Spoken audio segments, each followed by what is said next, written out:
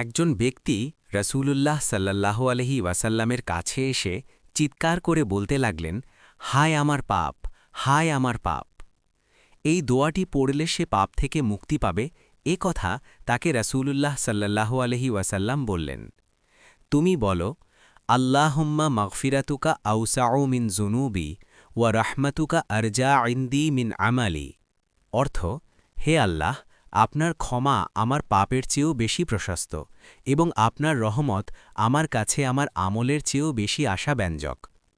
রসূলুল্লাহ সাল্লাল্লাহু আলহি ওয়াসাল্লামের নির্দেশনায় ব্যক্তিটি একবার বললেন।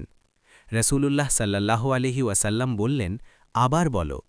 সে দ্বিতীয়বার বললেন। রসূলুল্লাহ সাল্লাল্লাহু আলহি ওয়াসাল্লাম বললেন, আবার বলো। সে তৃতীয়বার বললেন। এরপর রসূলুল্লাহ সাল্লাল্লাহু আলহি ওয়াসাল্লাম বললেন, উঠে যাও, আল্লাহ তোমাকে ক্ষমা করে দিয়েছেন।